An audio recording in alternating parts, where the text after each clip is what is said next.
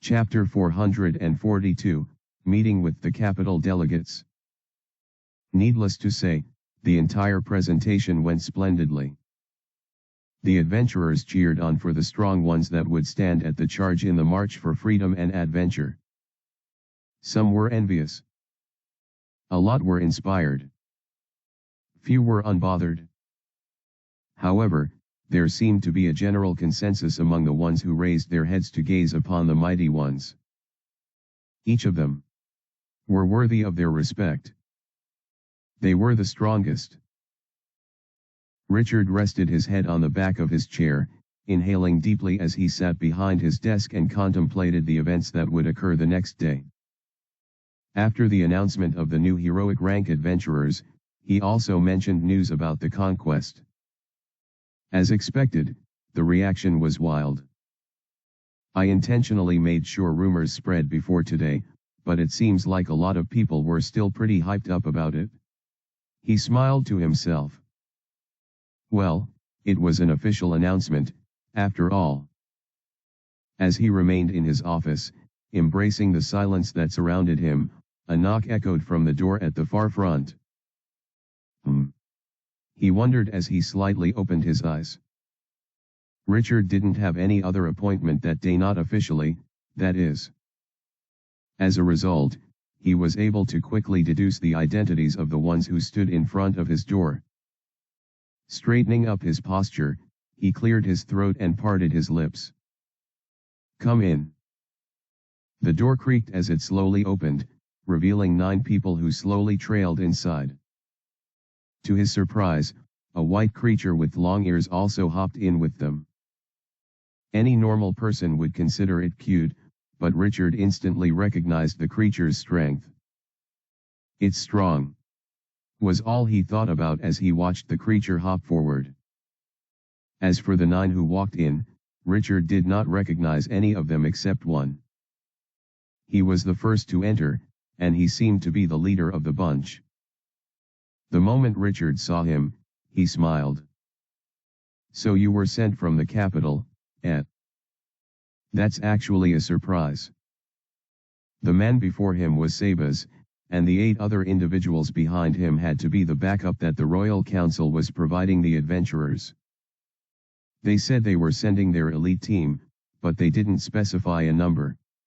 He thought, narrowing his gaze on them. 9 wasn't a particularly high number, but he could tell that each of them was capable.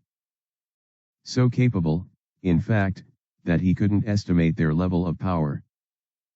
They're all as strong as Sabas.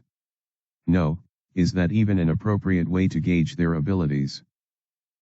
Sabas the adventurer just barely made the cut for heroic rank according to what Britta told him, but just from their short meeting, he was able to tell that the man was hiding his strength.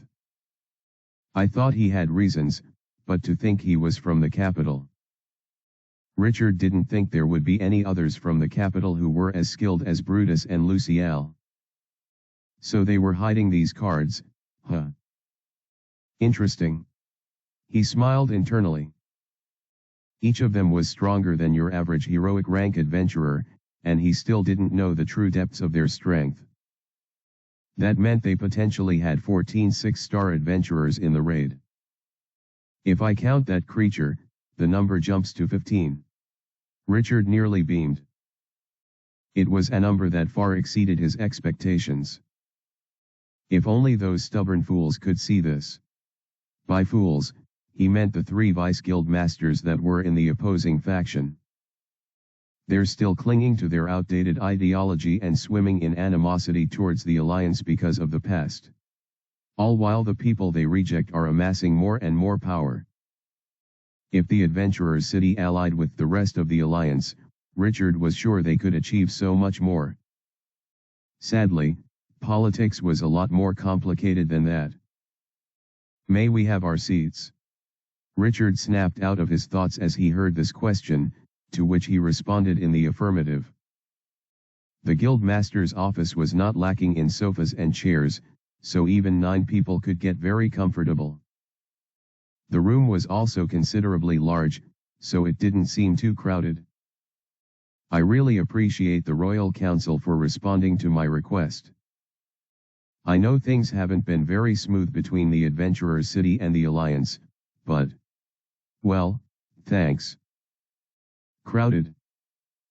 I really appreciate the Royal Council for responding to my. Richard rose to his feet and approached the group that sat before him. Despite being the guild master, he made an effort to shake every single one of them.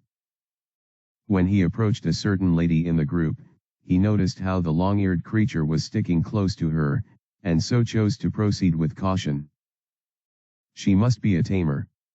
Where on H-Tray did she find such a beast? He did his best to conceal his shock and under an awkward smile as he made it past everyone in the group. A few stood out to him instantly, like Sabas, the woman with the familiar, an ebony lady with well-defined muscles beneath her tight outfit, and the incredibly buff man that sat a little close to the woman with the white beast. They seemed like the strongest, just going off physical appearance alone, but Richard was well aware that looks could be deceiving. We would like to officially introduce ourselves now, if you don't mind. Sabas said very cordially as the guild master returned to his seat. Please do, please do. It was really amazing how much Sabas' personality had shifted from the eager newbie to the more mature leader of an elite force. They look to be in their 30s, so I suppose they're in the prime of their lives. He smiled, reminding himself of his own glorious days as well. But, that is all in the past. Richard smiled wryly as he heard their introduction. It turned out the lady with the white beast was called Sally. The buff guy's name was Byron, and the ebony woman was Tetra. Well, I look forward to working with you all. Asterisk. Asterisk. Asterisk. Thanks for reading. Chapter 443, Meeting with the Capital Delegates. This kinda sucks. The discussion between the students and the guild master was simply a rehash of the details shared among the heroic rank adventurers. So there wasn't really anything new for Ray to gain from the whole thing. I'm sure Adonis feels the same way. After all, they were both present for the previous meeting. However, unlike Adonis, he couldn't afford to zone out or look uninterested. These were all pretty important and epic things that the guild master was talking about, enough to elucidate reactions from anyone present. And so, to play his part, he had to react. Even if I plan on revealing my Relix persona eventually, the same doesn't apply to the Jet one. He couldn't afford to act anything less than surprised. It was also the major reason why he chose to participate in this meeting instead of just sending a duplicate. Alicia complained about my weird behavior when I swapped back early this morning. I'm guessing the duplicate isn't very good at replicating my behavior. At least, he could make up excuses and get away with acting unnaturally during casual moments, but in a serious event like this, he couldn't afford to slack off. Are you sure the miasma poisoning issue will be properly taken care of during the conquest? Alicia asked a valid question. If she was present during the heroic rank meeting, she wouldn't have needed clarification. But, her ignorance on the issue forced the guild master to reiterate some things. Ugh. This is so frustrating. It sucked to listen to the same boring thing twice, especially when he could have been hanging out with Esme as a better alternative. How about checking their equipment before allowing them to participate in the dungeon? That way we can ensure that only those who won't be susceptible to the poisoning make it inside. Once again. A brilliant question. But, Ray felt tempted to shake his head at the sheer level of ignorance she was displaying. I know it's not her fault, but it's pretty obvious she doesn't really know a lot about adventuring and adventurers. He felt bad for thinking that way about Alicia, especially given his high regard for her. He would have probably been the same way if he didn't experience a lot of things as Jet, including having Noah explain a lot of the adventuring stuff to him. Not to talk of my conversation with Rebel before coming here. All of those really helped him in adjusting to life here. Now I feel worse. To drown out his thoughts, he forced himself to listen to the rest of Richard's response. Besides, it's impossible to fully inspect nearly 10,000 adventurers before we begin the conquest. I understand your concerns, but they know what they're getting into. Alicia finally gave up and nodded, causing Ray to sigh in relief. In any case, from what you have told me, you plan on joining parties in the conquest, is that right? Have you decided on the ones to join, or do you need me to recommend some to you? Much to the guildmaster's surprise, though, they refused his offer. We were already approached by adventurers and we've joined parties. Thank you for the offer, though. I see. The man chuckled as he smiled slyly. You're very thorough, aren't you? He seemed impressed that they had already embedded themselves into the adventurer's city without any of his assistance in the slightest.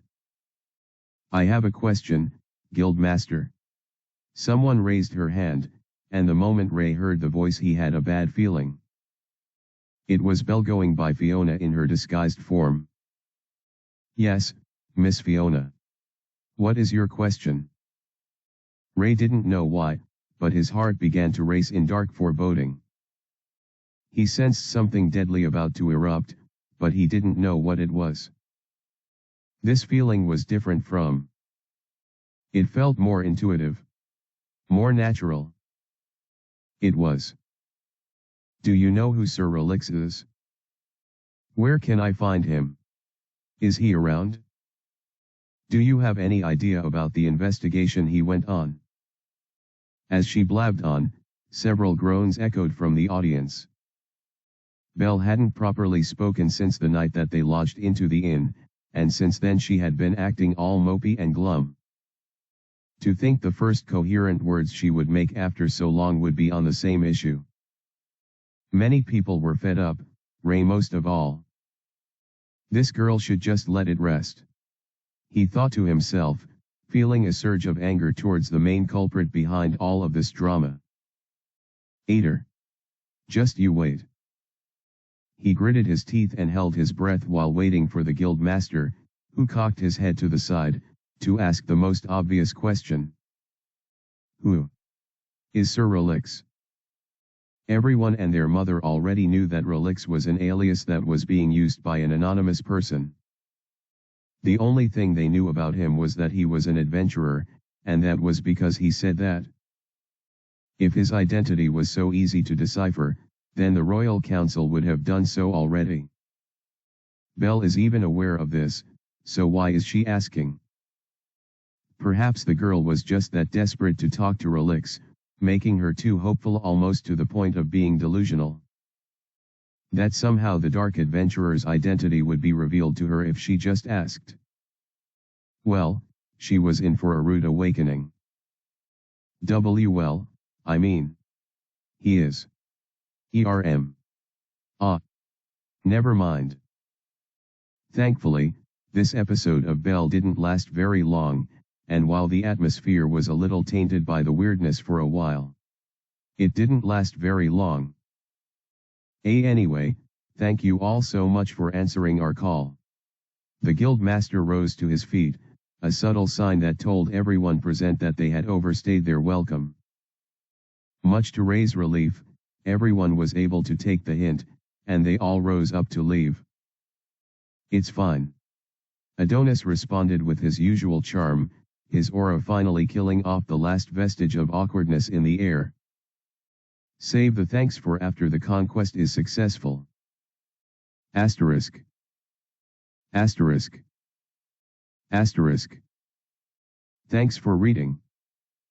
Chapter 444, An Issue of Priority. I forgot to ask how they managed to get here in the first place. As Richard collapsed back on his seat, he muttered words to himself while allowing the faces of everyone he just met to burn into his memory. This way, he wouldn't be able to forget them no matter where they met in the future. They're all strong and capable. That man especially. Sabas. Richard pictured the handsome man in his mind. He has the aura of a leader. More than anything, Richard desired to pick him as his successor. He could already tell that the man was more than capable of it. Should I talk to him about it? Try to make him a sweet offer, maybe. He shook his head as his wry smile widened. Nah, that would definitely piss off the Royal Council.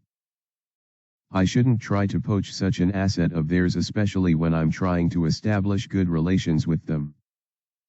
Still, it was such a shame.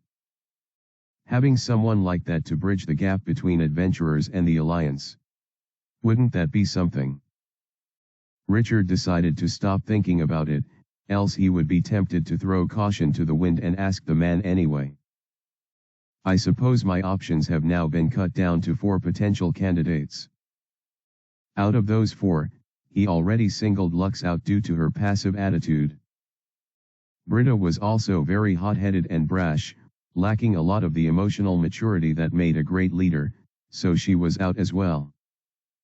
I mean, there's a reason why I still didn't consider her for the position when she was the only competent around.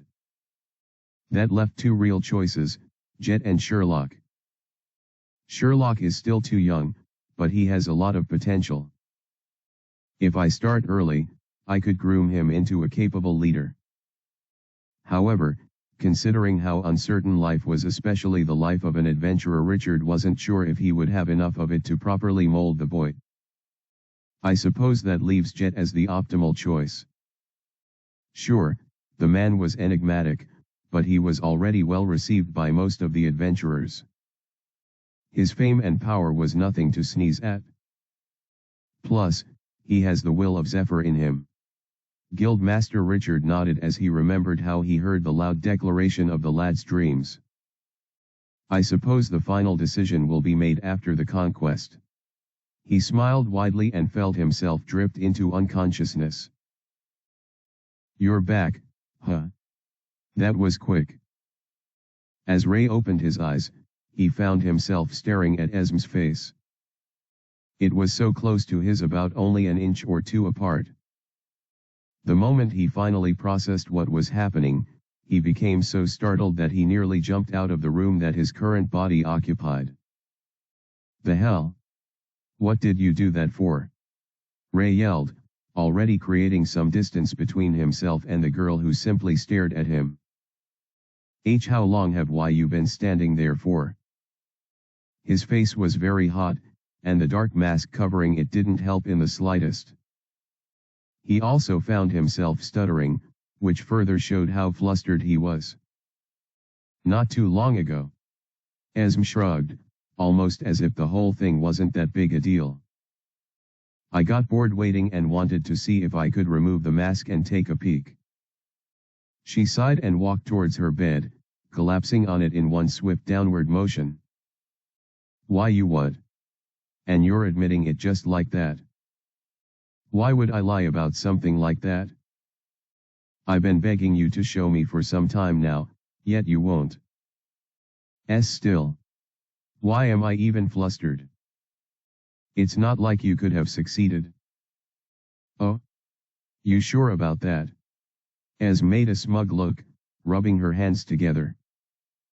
I think I was pretty close back there. You just had to show up.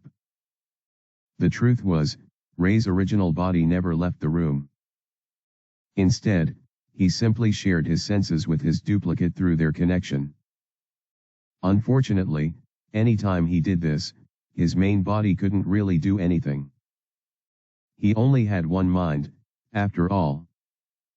Have tons of passive protection, so you wouldn't have been able to pry open the mask no matter how hard you tried. Ray said, folding his hands. Despite saying that, a creeping fear popped into his mind. What if she found a way around that?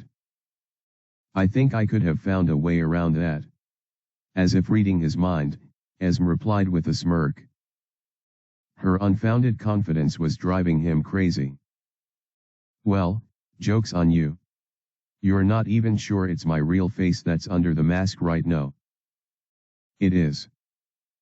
Esm's swift response had an aura of seriousness about it despite her smile. She seemed to have a sense of certainty. It scared Ray. There's no way you could know for sure. Well, I just do. I have no doubt that the face speaking to me from behind the mask is your true one. Ray felt his heart nearly jump out of his chest. She's not wrong. But how can she be so sure? He couldn't comprehend it. What makes you say that? For a moment, Esm said nothing. She placed a finger on her chin and looked at the ceiling for a moment, thinking about the question as if the answer was far away. Then, forming a wider smile than before, she gave a big shrug and threw her arms up in the air. I don't know, Ray. She let out a slight giggle as she did so. Ray thought it was quite cute. No, a lot more than that. I just feel like you could use whatever face you want to talk to me, without the mask on, yet for some reason, you always use it when we're alone. Ray swallowed hard as he continued to hear her words. His heart seriously raced because he knew she was arriving at the truth. Maybe I'm wrong, but I believe it's because you prefer being around me with your real face. Asterisk. Asterisk. Asterisk. Thanks for reading. Wholesome friendship right there. Esm deniers and haters will cook up something, but we all know she's a good character. I mean, I hope we all know that. Chapter 445, A Little Bit of Venting. Esm wasn't wrong in the slightest. Ray already realized it, but he really felt like he could be himself around her. The first time he transformed to his true self, only with the mask on, in front of her. It was such a subconscious action that he didn't even realize it until she asked if it was really him underneath the mask. He had just gotten so comfortable around her. Well, I guess she can see right through me. His smile was hidden under the dark mask, unseen by the girl in front of him. Before the silence continued for too long, Esm raised up another topic that completely shifted the mood of the conversation. Why did you get back so early, though? The meeting didn't take very long, I'm guessing. As she asked this question, Ray instantly remembered the entire thing that happened in the guildmaster's office, including how frustrated he felt back then. It didn't take long? Are you kidding? It took too long. His back fell on the bed as he whined, not seeing the smile that Esm gave him as she rested her head on one hand. That bad, huh? Yeah. The worst part was that I had to act engaged or things would seem off. He added, sighing to himself. Whenever he was with Esm, this pathetic side of himself just managed to ooze out and he felt like he could vent all he wanted. Though, sometimes, Ray wondered if he wasn't being excessive. Well, if it took so long, why are you back so soon? As soon as he heard that question, Ray thought back to when he stopped the sensory sharing experience the moment they left the Adventurers Guild. From that point on, his duplicate's body was on autopilot. Alicia is definitely going to chew me out later. He thought to himself, nearly clenching his teeth in obvious guilt. In Ray's defense, though, he had serious matters to discuss with Esm regarding their plans going forward, unlike the more casual conversation he would have had with Alicia. In essence, he was choosing business over pleasure, a truly disciplined move. Yes. That was his true reason. In any case, we should get to the serious stuff, Esm. Ray said, returning to an upright sitting posture. All right, all right. The mood in the room turned a little tense as both parties looked at each other with tension in their eyes. About the guildmaster's plan to. What's so funny? Ray asked, wondering why Esm just burst out laughing. Nothing, sorry. I'm so sorry, carry on. At this point, Ray's curiosity got the better of him. He just had to know what caused her to laugh like that, especially when they were having such a serious moment. Just say it. No, it's really nothing. Just. Come on, don't be like this. Say what made you laugh. I told you, it's really nothing. If it's nothing, then say it. No. Don't worry about it. Let's continue the talk. Esm. About the Grand Master's plan to. Go on. It's Guildmaster. Also, just spit it out. Yeah. Come on. We're running out of time, you know. After more back and forths, the room finally quieted down. Despite not using any skills or even moving from their positions, the two had just engaged in a fierce battle. The winner was, of course, Esm.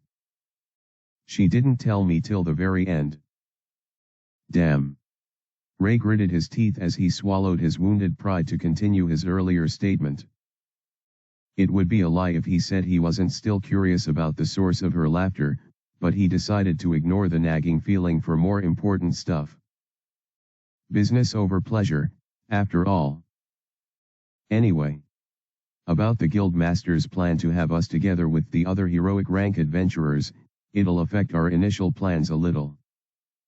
Their original plan was to function as a party of two and grind in the dungeon, as independently as they could. If possible, they would cut off from the rest of the group just for the freedom to kill as many monsters and raise Esm's stats. This new plan will have to restrict us, as well as the EXP gained from the entire expedition. Ray sighed. He really wanted to refuse the Guildmaster's plan, but there was really no good reason he could give to justify it. It's a solid strategy, and it will yield the overall best results for the collective. Ray had operate under the confines of the persona he had generated, so he couldn't give any response contrary to the ideals he represented as Jet. The fact that everyone agreed with the plan shows just how effective it is. If he and Lux became the sole contrarians, it would go against everything he had been building up from day one. And I can't have that, now can I? He sighed. I don't think it's a really bad arrangement. Esm's voice woke him up from his internal analysis. Besides, if the whole thing becomes a bother, we can always find a way to separate ourselves from the rest, right? As expected, she looked at the bright side of things. Well, yeah. You're not wrong. Ray commented, his face still depicting contemplation. If the current arrangement is detrimental to your growth and my plans, we'll stop going along with it. He could think of a bunch of things he could do to achieve that end. If things go well, it could even end up contributing to your epic grand plan. Esm said with a slight chuckle. You really think so? It seemed Ray missed the sarcasm there, but it wasn't of primary concern. Well, we can only wait and see. I suppose you're right. After Ray said this, the two were silent for a while. Then. Anyway, I was wondering. Esm began, though in a slightly low tone. If we could go on some kind of tour through the CI. I gotta go now. We just got back to our rooms and Adonis wants to have a secret discussion with us. Before Esm could finish, Ray already zoned out, leaving his body in a completely frozen state. The half-elf girl stared at it for a while before shaking her head and sighing. Never mind. Asterisk. Asterisk. Asterisk. Thanks for reading. Now, This is a really controversial take, but let's address it quickly. Chapter 446, The Most Unexpected Offer. Adonis' discussion with his classmates was pretty brief. This was because they all had to meet up with their party members immediately after, and they probably weren't going to see each other until the day of the conquest. Even then, with an expected turnout of almost 10,000 members, it was possible that they wouldn't even see each other until much later. He understood all of this, so while he tried to be as concise as possible, he also did his best to carefully observe the emotions of everyone present. Thankfully, everyone seemed to be present in the room physically and mentally. So far, they had reiterated the strategies they would employ, and afterwards Adonis allowed each student to talk about the parties they ended up with. Some seemed fun, others seemed a bit iffy. It didn't matter how strong or weak the members were, though. Their personalities were also not really important. The goal was to train everyone on how to properly handle being in a team filled with strangers. People were different, so it was perhaps even better for those who had more diverse members in their parties. Even weak parties will serve a good purpose and will depict a proper account of what the battlefield is really like. Adonis truly felt like everyone was on the path of growth for this conquest. The event will probably last a couple of days, even if we hurry. After all, we have no idea how the interior works. Worst case scenario, they could be in there for a week. The goal is to stick together and leave once the time limit has been reached, whether or not the boss is defeated or not. No one knew what happened to those who remained within a dungeon once it vanished, and they certainly weren't willing to find out. At the very least, Adonis wasn't. Thank you all for your time, everyone. He smiled at the audience in front of him, nodding with pride and personal resolve. Let's all do our best. HAAA. It's finally over. Ray smiled to himself. He had left a pretty engaging conversation with Esm to arrive on time. Thankfully, he didn't miss anything important. I think Esm was saying something before I had to connect here. It could have been his imagination, but he had to make sure just in case. He didn't want to be rude, after all. I think I'll head back now and find out for Sue. Before he could finish, though, a hand waved in front of him. It instantly broke him out of his thoughts. Ray, you there? Alicia's familiar and warm voice echoed in his ears, causing him to look in her direction, almost in surprise. Yeah. Why would you even ask that? He made a slight laugh, and she shrugged slightly. I don't know. I guess you just seem absent lately. Are you fine? He felt a little guilty once he heard those words. The truth was that he indeed was absent literally. His clone was the one who was present, so she wasn't particularly wrong. Yeah, I'm fine. He responded, hiding his nervous smile. I'm probably just thinking a lot about the city and different it is from what we're used to. Yeah. I know, right. Alicia's bright smile warmed his heart so much. He had almost forgotten how fun it was to just sit beside the girl and converse with her. The suppressed guilt he hid away began to eat at him even more. What about you, Alicia? Are you fine? Alicia's face clouded a little upon hearing the question. Thankfully, it didn't last for too long. I'll be fine. The meeting with my party members isn't for another hour or so. What of yours? Ray felt like there was a lot that Alicia was glossing over, and he intended on getting to the root of it, but first, he decided to answer her question. Same here. Really? That's perfect then. She bounced to her feet, beaming with some unknown energy whose origin remained a mystery to him. Since we won't be doing anything until then, Why don't we explore the city together? Et. The surprise on Ray's face was indescribable. He never saw it coming, Alicia's offer, that is. The truth was, he had been so busy with his plans and double lives that he hadn't really thought about leisurely activities. I already scouted the whole city in my free time in my search for Adrian too, so I am pretty familiar with everything here. There was no real reason for him to desire going through another tour again. Just like the meeting earlier, wouldn't it be another boring repeat of an experience he already had? Well, Ray's heart didn't seem to be thinking that at all. His cheeks would have flushed in embarrassment if this was his body, but thankfully his sensory connection only went so far. What do you think? You said it yourself, didn't you? It's a lot different from what we're used to. Alicia's smile widened. Wanna check it out? Ray didn't even believe she had to ask him that question. That sounds like a wonderful idea. He jumped to his feet before even realizing it. I'm such an idiot. His thoughts trailed as he looked at the face of the girl he loved with his heart. The one who saved him from crippling loneliness. I've not been paying her enough attention. Ray's smile deepened as he arched his arms, inviting her to grab a hold of them. He saw it in a show once, and he felt it was a pretty gentlemanly gesture, and to be honest, he just did it for jokes. Much to his surprise, Alicia grabbed a hold of his arm and drew her body close to him. AHH. Ray instantly felt a wave of her nice scent occupy his senses as her hair brushed upon his skin.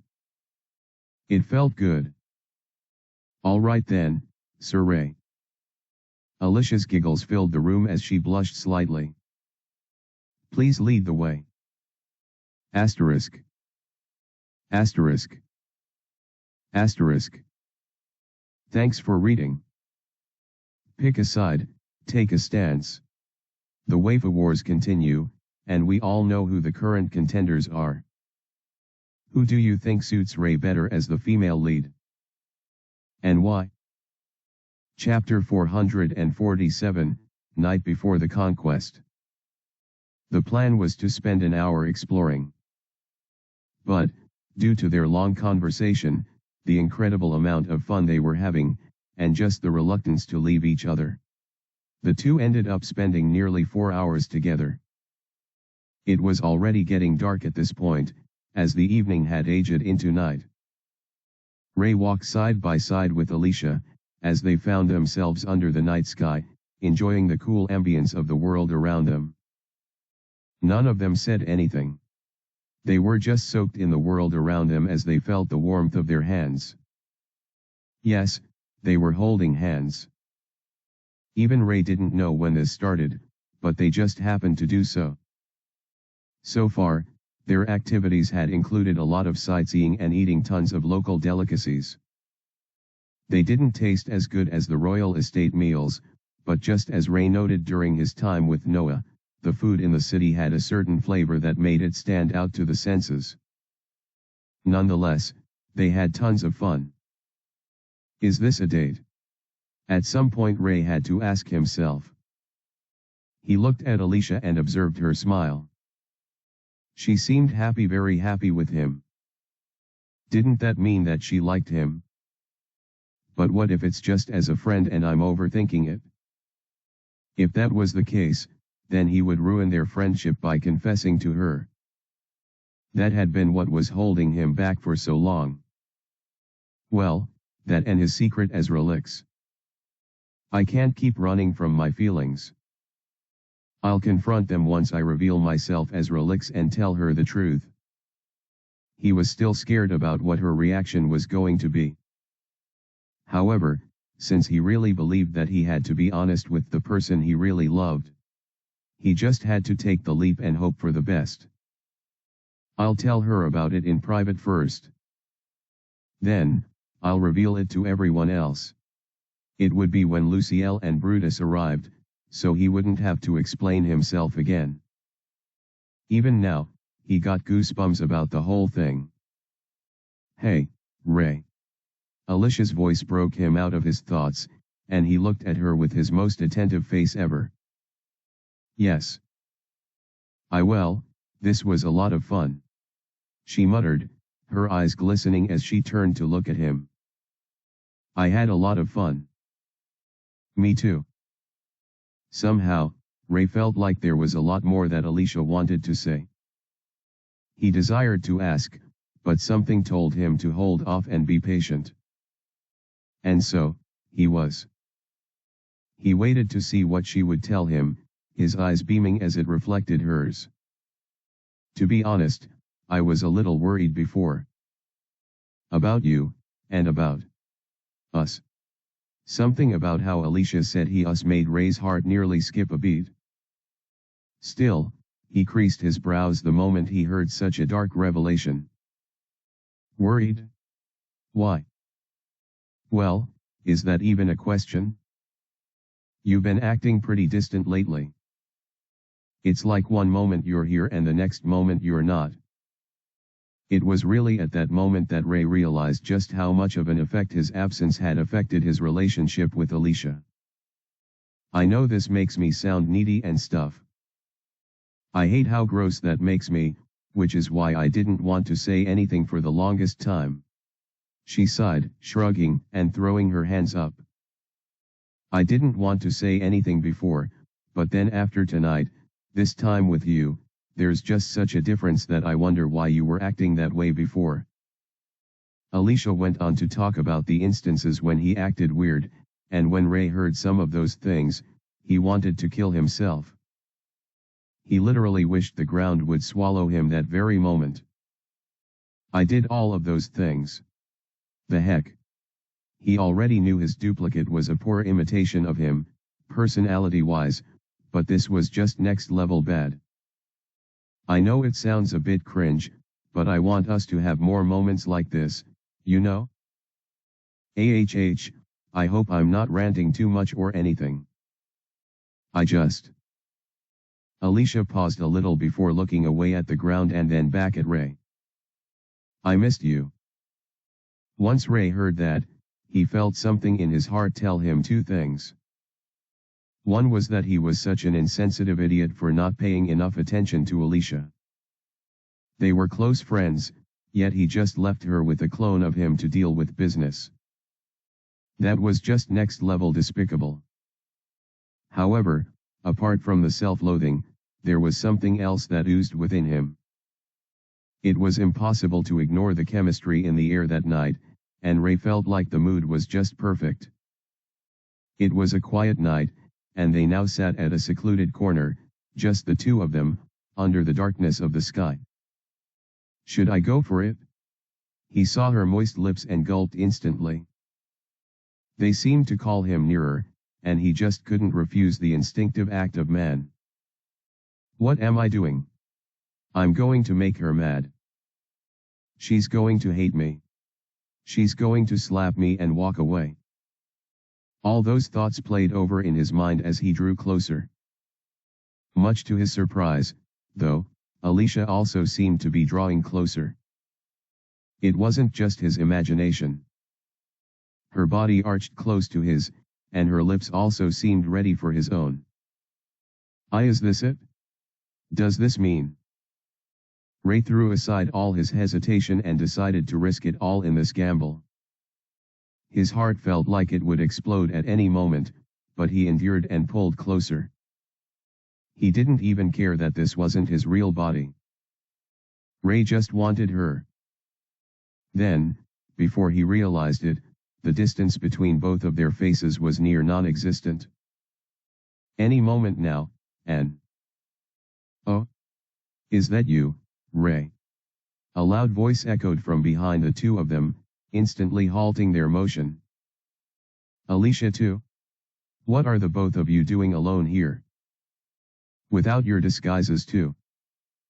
Both of them already recognized the voice, and as the person drew closer, the mood was instantly ruined. Ray couldn't help but grit his teeth and sigh. Justin. You idiot. Asterisk. Asterisk. Asterisk. Thanks for reading. Geek. Looks like another opportunity missed. Chapter 448, Night Before the Conquest. The night was awkward after that. They had to speak to Justin, who was just returning from his meeting with his party members when he saw them in that corner. As expected, he poked jokes at them and tried to probe further into what they were doing alone in the dark, but none of them answered honestly. Thankfully, Justin only caught about a second of it, so he couldn't make any concrete case. Well, I hope your party meeting went well. I'm supposed to rendezvous with them at our group room later, so I'm just whiling the time away exploring the city. He explained with a casual smile. It might have been casual information from his perspective, but both Ray and Alicia received a rude awakening the moment he said this. The party meeting. They had completely lost track of time, and now the meeting was probably over. Justin, being the perceptive guy that he was, observed their shocked expressions and cocked his head slightly. You guys okay? Why yeah. They both muttered, their heads hanging in disgrace. Who would have thought that Alicia, the stern and disciplined one, and the extra who didn't cause trouble for anyone, would be the ones to default in the plan? Their heads were still spinning as to the consequences of their actions when Justin waved them goodbye. Welp. I gotta go now. You people can continue what you were doing back there. Ouch. A slight jab from Alicia sent him hopping away, hurriedly waving as he ran off in both pain and fright. See you guys at the conquest. As both Ray and Alicia heard his last words, they sighed simultaneously. Ray's sigh was louder, though. There's no way we can continue now. Not only was the mood not right, but they had to deal with their lateness to their respective party meetings. Ray didn't know about Alicia, but he would be lying if he said he wasn't aware that time was passing and that he was supposed to be in his party meeting. However, because of his time with her, he kept pushing it aside. He couldn't even use his skill to create another duplicate to take his place, since that meant he would be momentarily disconnected from his current clone. He didn't want to do that with Alicia, especially in the later parts of their evening together. In the end, he messed up. Well. I guess we better get going to our party meeting. She muttered, causing Ray to slightly nod. Mine is in that direction. Mine is over there. Both of them pointed to separate places, which clearly meant they would have to part ways at that particular spot. The wise thing to do was to dash off, not wasting any time at all, but something about the atmosphere caused their feet to be planted in the ground. So, I guess we won't see each other till the conquest. Maybe even until after. Yeah. We won't be able to talk until after. They both stared away from each other in silence, feeling the awkwardness creep in on their skin. Perhaps it was just reluctance, but it seemed like neither of them wanted to be the one to say goodbye. Damn. How do I? Ray swallowed his saliva and clenched his fist. It wasn't right that they were still delaying despite how precarious their situation was. Before he could be the bigger person and tell Alicia good night, though. I should go now. Bye, Ray. She ran off, almost as fast as the gust of wind. Bye. He slightly raised his hand while mumbling. Ray remained like that for a while, soaking in the disappointment that now filled his body at a massive rate. I was so close. He closed his eyes, clenching his fist while his upper and lower teeth grated against each other. What will happen now?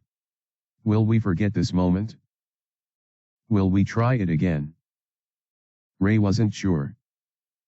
There was one thing he couldn't deny now, though, and that brought him incredible relief. Alicia. I'm pretty sure she likes me. It made him so happy that he could scream at the top of his lungs in victory. And that was exactly what he did. Whoa.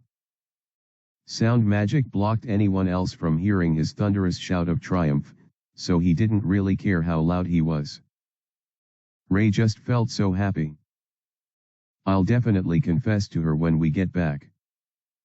He would have preferred doing it after the conquest, but that time wouldn't be appropriate considering how many moving pieces there would be after everything was over. We'll be pretty busy. Plus, the most vital reason is the casualties. People were going to die in this conquest, and he wasn't going to save them. No, it was more like he couldn't. They chose the path that they desired, so it wasn't like it was his fault at all. If I want to cause no casualties, I could just try clearing it myself. Well, maybe with Esm by my side. But would that really be the best solution?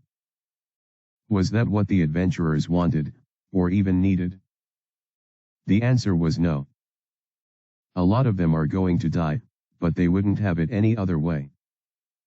Ray wasn't saying that adventurers were suicidal who simply desired to die. No, they were simply risk-takers who chose for various reasons to walk down a path that could lead to their demise. We all die someday. It's just a matter of how and when. He couldn't allow himself to be overly concerned with the mortality of the adventurers in this conquest, especially since more were going to die after he was gone from the city. Let's just stick to the plan. Ray began walking away. And everything should be fine. A few more steps forward and he stopped dead in his tracks before swiftly realizing something. Something he hadn't thought of before. Swiftly cupping his two hands around his mouth and nose, he heavily poured out his breath and smelled it. No bad breath? Whew. After sighing in relief, he continued down his path. Asterisk. Asterisk. Asterisk. Thanks for reading. I've been waiting for this for so long. Chapter 449, Day of the Conquest. Yah. The evening was bursting with life as every adventurer in the area roared with incredible vigor. Thousands upon thousands of adventurers could be seen, all in their respective gear, as they roared with both exhilaration and determination. The time had finally come, the climax that had been building up for the past few days. Everyone's face, the ones that weren't hidden underneath helmets, masks, or hoods, depicted excitement. Many had greedy looks in their eyes. Some appeared scared, while others just slightly unnerved. Some adventurers knew they were not qualified to enter the dungeon, but held on to the hope that as long as the top-class adventurers were present, they could just leech off them and enjoy whatever leftovers they could get. They were especially glad to see that the heroic rank adventurers were standing right in front of everyone, leading the march to collective prosperity. The scavengers were also present, though they preferred to stay at the rear. Their approach was to wait and see just what kind of reward they could benefit once everyone had gotten their full or became complacent. It astronomically reduced the risk on their end, and as long as they held out for long enough, they could gain a lot of spoils all without hardly lifting a finger. Just as Guildmaster Richard estimated, the number of adventurers in the vast western desert was almost 10,000. A total 9,870 adventurers were present for the conquest, nearly twice the number that showed up during the last one of such a kind that took place 300 years ago. Not only did they have more members, but the number of heroic rank adventurers was also astronomically higher. All in all, they had surpassed their ancestors. It was their duty to see this though to the very end and make them proud.